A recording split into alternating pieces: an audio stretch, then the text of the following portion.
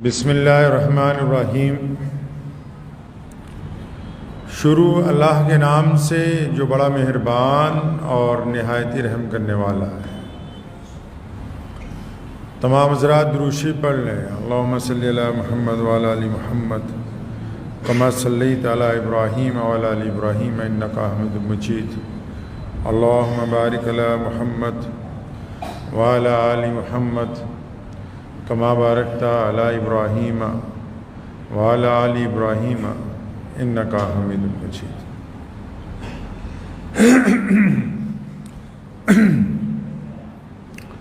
رمضان المبارک کے بعد آج پہلا جمعہ ہے۔ مستقیم صاحب نے مجھے کہا کہ آج بیان کرنا ہے کہ نہیں کرنا، تو میں نے انہیں کہا کہ آج کا دن جو ہے وہ مبارکباد کا دن ہے۔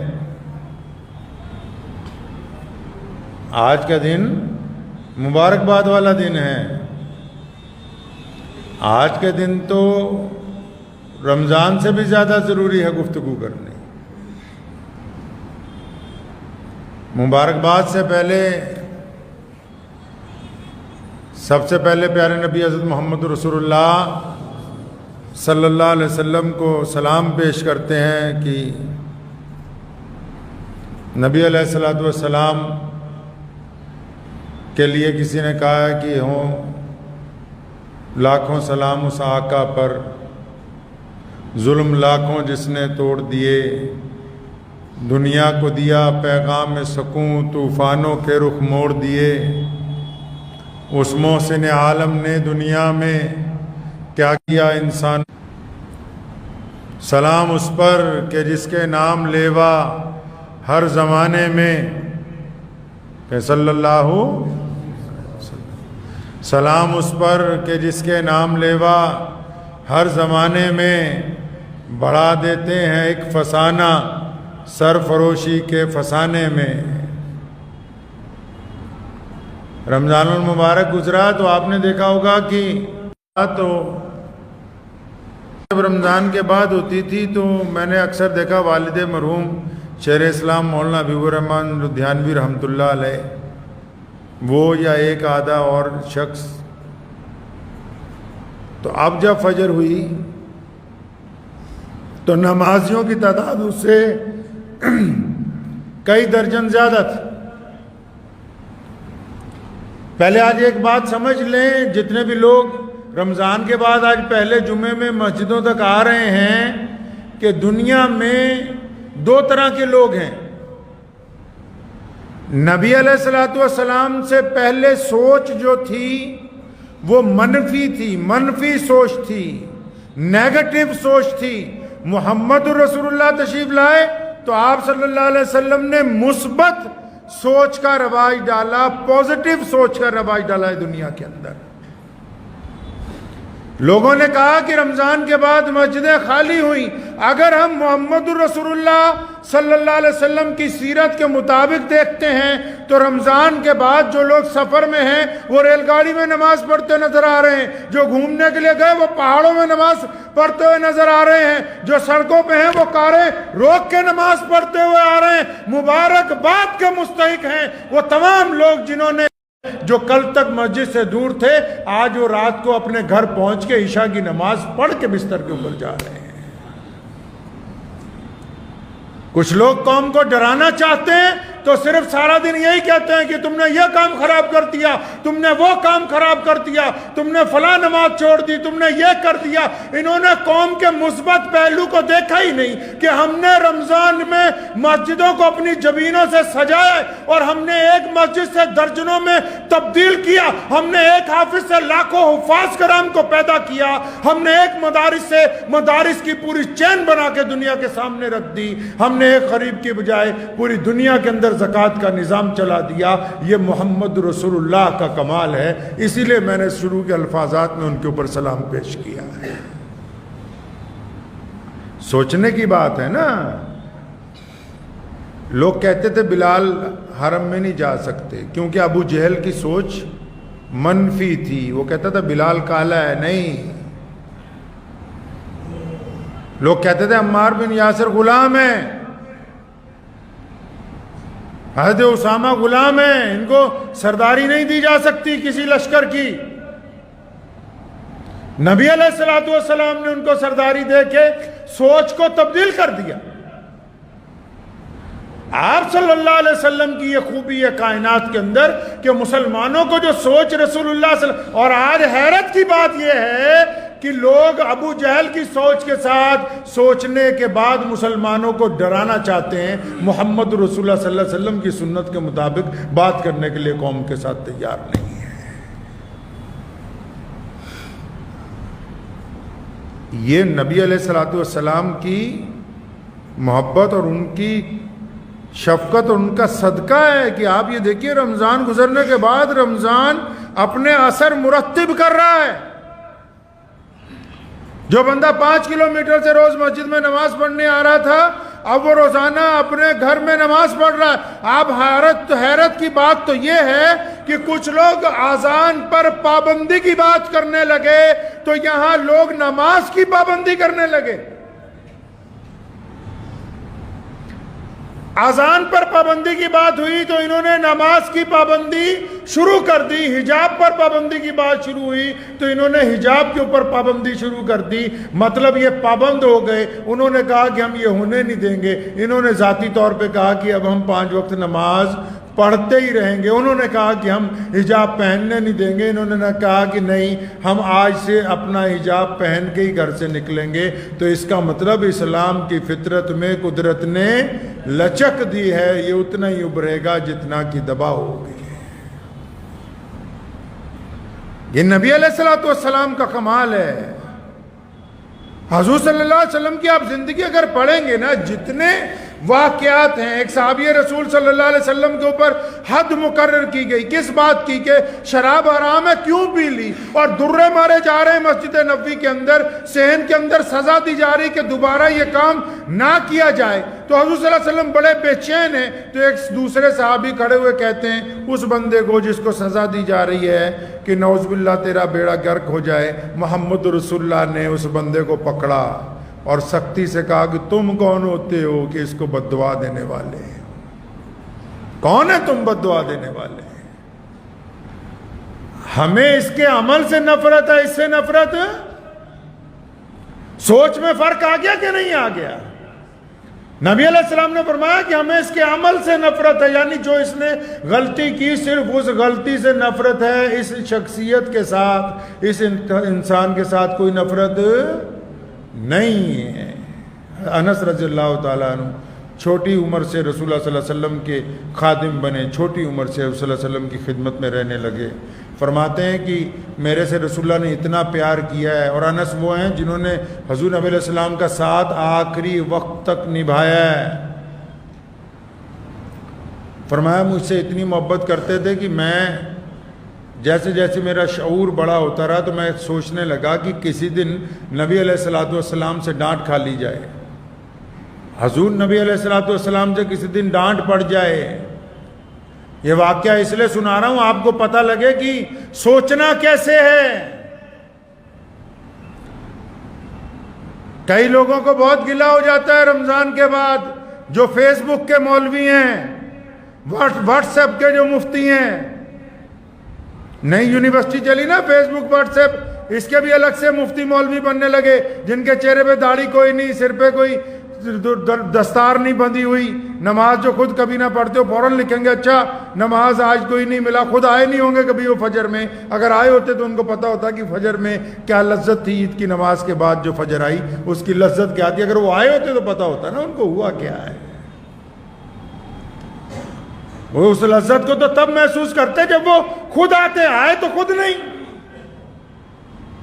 انس فرماتے ہیں کہ میں نے سوچا کہ نبی علیہ الصلوۃ والسلام سے ڈانٹ کھانی ہے، تھوڑی سی ڈانٹ کھاؤں گا، میرے ایک عادت چپت لگ جائے گی تو ساری زندگی کا ایک خوبصورت یاد بن جائے گی، ایک واقعہ بن جائے گا. میں لوگوں کو کہا کروں گا کہ تم نے محبتیں بٹوری ہیں، میں نے رسول اللہ صلی اللہ علیہ وسلم کا غصہ بھی بٹورا ہے. فرماتے میں بڑی طاق میں رہتا کہ کسی بات پر مجھے ڈانٹ پڑے، لیکن کریم رسول صلی اللہ علیہ وسلم نے کبھی زندگی میں ڈانٹا ہی نہیں. فرماتے ہیں کہ ایک دن یمن سے کچھ مہمان آئے تو آپ صلی اللہ علیہ وسلم کے پاس بیٹھے. روز باہر کے ملکوں سے بھی مہمان آتے تھے. تو فرماتے ہیں کہ آپ صلی اللہ علیہ وسلم نے مجھے کہا کہ جاؤ بازار سے ناشتہ لاؤ. اور کوئی نہیں تھا اس وقت مسجد نبوی میں. تو کہتے جب میں بازار کے لیے نکلا تو میرے دل نے مجھے اس دن کہا کہ انس آج موقع آ گیا ڈانٹ کھانے کا. کیسے موقع ہاتھ آ گیا؟ فرماتے ہیں میرے دل نے سوچا, دماغ میں سوچا کہ اگر میں ناشتہ لے کے نہیں جاؤں گا تھوڑی دیر تو ظاہر سی بات ہے کہ وہ ناراض ہوں گے کہ مہمان بیٹھے ہوئے ابھی تک آیا نہیں. ہمارے ہاں تو آج کل یہ رواج ہے نا جی, جو بڑے بڑے پیر ہیں آج کل ماشاءاللہ, جن کے مرید ہیں اکثر مسلمان, وہ تو کھیر کی کٹوری مرید کے آگے پہلے ہی چلی جائے, پیر صاحب کو نہ ملے تو ناراض ہو جائیں, وہ اٹھ کے باہر آ جائیں. یہ تو نبی علیہ الصلوۃ والسلام ہے جو نائب ہیں اللہ کے, ہمارے مولا ہیں, پوری کائنات کے مالک اللہ نے جن کو بنایا ہے. تو انس رضی اللہ فرماتے ہیں کہ میں نے سوچا اگر دیر کروں گا ظاہر سی بات ہے ناراض ہو جائیں گے, تو میں دیر نہیں, آج بہت دیر کر دینی. تو کہتے میں بازار آیا تو کچھ خریدا ہی نہیں, وہاں ایک درخت دیکھا چھاؤندار, اس کے نیچے بیٹھ گیا. وقت گزرنے لگا تو فرماتے ہیں کہ میں اپنے دل میں, بندہ پلان بناتا ہے نا جی, نیک آدمی نیکی کا پلان بناتا ہے, رات کو بستر پہ لیٹ کے صبح ایسے اٹھوں گا, فجر پڑھوں گا, اشراق پڑھوں گا, پھر نکلوں گا. اس طرح ہر بندے کے ذہن میں کچھ ارادے بنتے ہیں. فرماتے ہیں میرا ذہن ارادے بنا رہا ہے کہ نبی علیہ السلام انتظار کر رہے ہوں گے, اچھا بہت دیر ہو گئی, دیکھ رہے ہوں گے اب کسی کو بھیجیں گے مجھے پکڑنے کے لیے کہ ڈھونڈ کے لاؤ کہاں رہ گیا. کہتے جب خاصا وقت گزر گیا میں مسجد نبوی کی طرف سے جو راستہ آتا تھا اسی طرف دیکھ رہا تھا. دل کی تختی پہ اس واقعے کو لکھ کے لے جائیے گا. فرماتے ہیں جدھر سے راستہ مسجد نبوی کی طرف سے آتا تھا میں اسی طرف دیکھ رہا تھا. تو جب خاصا وقت گزر گیا تو کہتے میں اچانک میں نے دیکھا کہ خود پیارے نبی حضرت محمد رسول اللہ صلی اللہ علیہ وسلم خود ہی آ رہے ہیں. فرمایا میری دل کی دھڑکنیں تیز ہو گئی, میں بھی اٹھ کے کھڑا ہو گیا کہ لو جی وہ وقت آ گیا جس کے لیے پلاننگ کی تھی کہ اب ناراضگی کا اظہار ہوگا, ایک دو لگیں گی کہ کہاں رہ گیا, مہمان بیٹھے ہوئے. تو فرماتے ہیں صلی اللہ علیہ وسلم کے چہرے پر کچھ ناگواری پریشانی سی مجھے دور سے لگی کہ مجھے لگا کہ ہاں واقعی بس آج پٹنا ہے. تو فرماتے ہیں جب نبی علیہ السلام نے مجھے دیکھا تو میں بھی حضور صلی اللہ علیہ وسلم کی طرف چلا تو آپ صلی اللہ علیہ وسلم تیزی سے چل کے آئے. اور نبی علیہ السلام نے اب یہ اس انتظار میں ہے کہ ڈانٹ پڑے گی, کان کھچیں گے, ایک آدھی چپت لگے گی, پوچھا جائے گا بھی انس کہاں رہ گیا تو وہاں مہمان انتظار کر رہے ہیں. لیکن رسول کریم صلی اللہ علیہ وسلم قریب آئے, انس کو پوری طاقت سے اپنی چھاتی سے لگایا, سر پر ہاتھ پھیرا, فرمایا میرا بچہ تو کہاں رہ گیا. میں نے سوچا کوئی چوٹ تو نہیں لگ گئی, گر تو نہیں گیا, کہیں کسی نے مارا تو نہیں. محمد الرسول اللہ نے بدترین حالات میں بھی جب لوگ غلط سوچ سکتے ہیں اس میں سے بھی رسول اللہ صلی اللہ علیہ وسلم نے نیکی کو نکال کے دنیا کے سامنے لا کے کھڑا کیا ہے. تبھی آج پوری دنیا کے اندر رسول اللہ کا دین قائم ہے. اپنی سوچ کو مثبت کیجئے, حالات کیسے بھی ہوں. یہ کیوں بھول جا رہے ہیں کہ ہم پیش قدمی کر رہے ہیں. بدترین حالات کے باوجود اللہ تبارک و تعالیٰ نے ہم پر کرم کیا ہے, ہم پیش قدمی کر رہے ہیں. ہم اپنی عبادات کے معاملے میں, اپنے دین کے معاملے میں, اپنی مساجد کے معاملے میں, کاروبار کے معاملے میں, ہم سماجک ویوستھا کے معاملے میں, ہم دوسرے غیر مسلموں سے دوستی کے معاملے میں, ہم اپنے کاروبار میں ایمانداری کے معاملے میں ہم پیش قدمی کر رہے ہیں. یہ کیوں بول رہے ہیں آپ؟ کیوں بار بار جھوٹ بول کے ان مسلمانوں کو ڈراتے ہو کہ تم نے یہ کام غلط کر دیا, وہ کام غلط کر دیا؟ کیا تم سے یہ اگر ان کو 500 کا نوٹ بازار میں مل جائے تو تم سے مسجد میں پوچھنے نہیں آتے کہ مولانا یہ جائز ہے کہ نہیں جائز؟ ان کے کپڑوں پہ اگر 4 قطرے پیشاب کے فالتو لگ جائیں تم سے پوچھنے نہیں آتے لباس گندا ہوا کہ نہیں ہوا؟ ان سے نماز کے اندر کوئی رتی برابر زبر زیر ہو جائے تو تمہیں فون کر کے پوچھتے نہیں کہ نماز ہوئی کہ نہیں ہوئی؟ قرآن کی کسی آیت میں ان سے کوئی غلطی ہو جائے تو کیا تم سے معلوم کرتے ہیں کہ نہیں؟ جب تمہیں پتہ ہے کہ ہر معاملے میں یہ بار بار اللہ اور اس کے رسول کی رائے جاننا چاہتے ہیں، تو کس طرح تم کہہ سکتے ہو کہ مسلمان پسماندگی کے اندر جا رہا ہے؟ کس طرح کہہ سکتے ہو ان کو تم؟ جب اس بات کو مانتے ہو کہ بار بار یہ اللہ اور اس کے رسول صلی اللہ علیہ وسلم کی رائے معلوم کرتے ہیں، تو یہ رائے تم نے کیسے قائم کر دی کہ مسلمانوں کا رمضان کے بعد حالت خراب ہے؟ اگر تم ان نظروں سے دیکھو گے جن نظروں کی تعلیم محمد رسول اللہ صلی اللہ علیہ وسلم نے عطا کی ہے، تو یہ رمضان کے بعد اگر گھومنے بھی نکلے ہیں تو ان کی تفریح کے اندر نماز شامل ہے، ان کے چلنے پھرنے میں اللہ اور اس کے رسول صلی اللہ علیہ وسلم کی اطاعت شامل ہے، ان کے گھروں کے اندر اللہ اور اس کے رسول کا حکم شامل ہے۔ تو پھر اگر یہ مبارکباد کا دن نہیں ہے تو اور کون سا مبارکباد کا دن ہوگا؟ اگر آج کا دن مبارکباد کا نہیں ہے تو اور کون سا ہوگا؟ کہ کتنے بھٹکے ہوئے لوگوں نے اللہ اور اس کے رسول کی راہ پکڑی، کتنوں نے کاروبار میں دیانتداری شروع کی ہے۔ نہیں یقین آتا تو جاؤ کسی ہندو سکھ بھائی سے جا کے پوچھ لو نا۔ ہمارے یہاں ایک میاں صاحب نماز پڑھتے ہیں، وہ چلے گئے اپنے گھر بہار، تو جس دکان پہ چوڑے بازار میں وہ کام کرتے ہیں 2 مہینے آئے نہیں، تو ان کا مالک ابو جان رحمۃ اللہ علیہ کے پاس آیا کہ وہ فلاں آدمی 2 مہینے ہوئے آیا ہی نہیں، اس کا پتہ کر کے دیں۔ تو اس کو فون کیا، اس نے کہا جی میرا تو اب آنے کا ارادہ نہیں ہے۔ تو وہ اس کو لینے کے لیے یہاں سے سفر کر کے بہار گیا۔ کیوں گیا بھائی؟ اگر دیانتداری کے ساتھ زندگی گزاری ہے تبھی نا، ایمانداری کے ساتھ گزاری ہے تبھی نا، آنکھوں میں شرم و حیا ہے تبھی نا۔ اگر محمد رسول اللہ صلی اللہ علیہ وسلم کی باتیں اس پہ ان پہ اثر انداز ہوتی ہیں، تبھی دیگر اقوام یہ کہنے کے لیے مجبور ہیں کہ ہاں واقعی یہ مسلمان ہونے کی وجہ سے دیانتدار ہیں۔ تو جو واقعی اللہ اور اس کے رسول کی ماننے کی وجہ سے دیانتدار ہیں، تو پھر کیا ان کی دیانتداری کی تعریف کرتے ہوئے تمہاری زبان دکھتی؟ تمہیں تکلیف محسوس ہوتی؟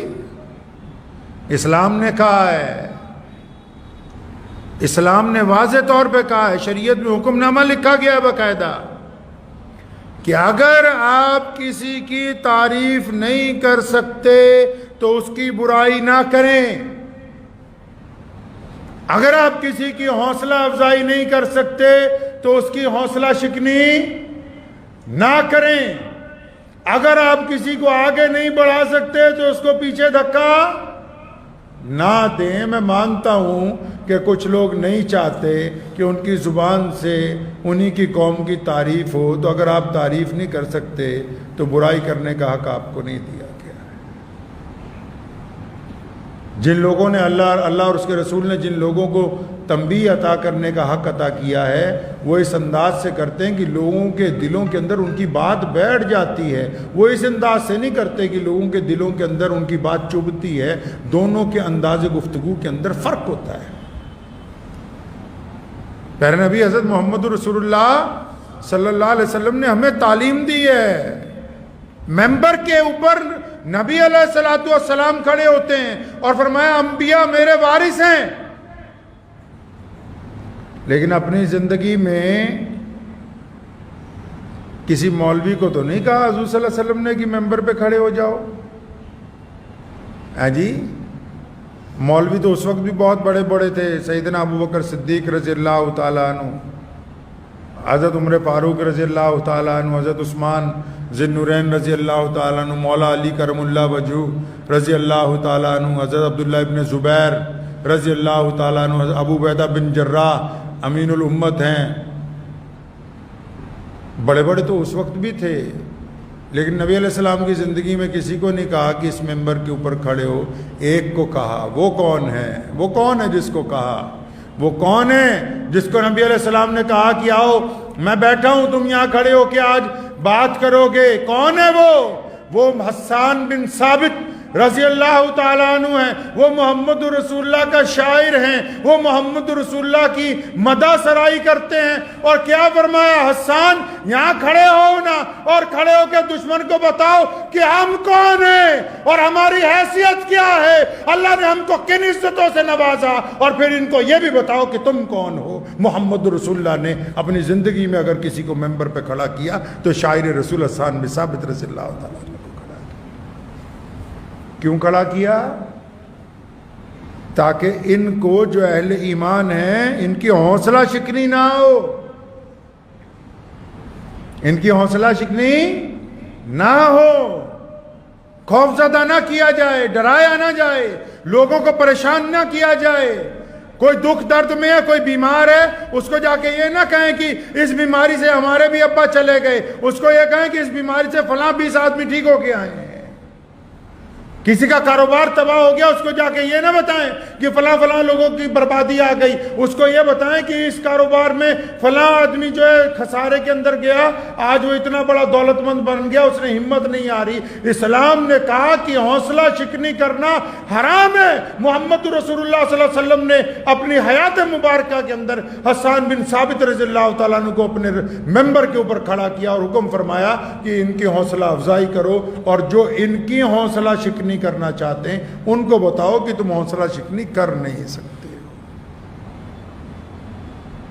تو بس یہ چھوٹی سی گفتگو آج آپ حضرات سے کرنی تھی کہ میں ان تمام لوگوں کو مبارکباد دینا چاہتا ہوں جنہوں نے اللہ اور اس کے رسول صلی اللہ علیہ وسلم کے لیے روزے رکھے ہیں رمضان کے، اور جو مسجدوں میں دور ہونے کے باوجود 5 وقت مسجد میں آتے رہے، جو اب رمضان کے روزوں کے بعد اپنے گھروں میں، اپنے دفتر میں، اپنی دکان پہ، اپنی پھیری لگاتے ہوئے، اپنے بازار میں، اپنے سفر میں نمازوں کی پابندی کر رہے ہیں، جن کے دلوں میں اللہ اور اس کے رسول کی محبت کی وجہ سے غیر مسلموں کے سے محبت ہے، غیروں کے ساتھ ایمانداری سے پیش آتے ہیں، دوسرے غریب آدمی کا ساتھ دیتے ہیں، تو ایسے تمام لوگ مبارکباد کے مستحق ہیں. ان کے لیے اللہ نے جنت کا وعدہ کیا ہے، ان کے لیے اللہ نے دنیا میں عزتوں کا وعدہ کیا، اللہ نے ان کے لیے آخرت میں عزتوں کا وعدہ کیا ہے. تو یہ تمام لوگ مبارکباد کے مستحق ہیں. بس مبارکباد آپ حضرات کو دینی تھی، اسی لیے یہ تھوڑے سے واقعات اور کچھ باتیں آپ حضرات کو سنائی ہیں. دعا کیجئے اللہ تبارک و تعالیٰ یہ پورا سال جو ہے ہم سب کو رمضان کی برکتوں سے فائدہ اٹھانے کی توفیق عطا فرمائے. وآخر دعوانا ان الحمدللہ رب العالمین.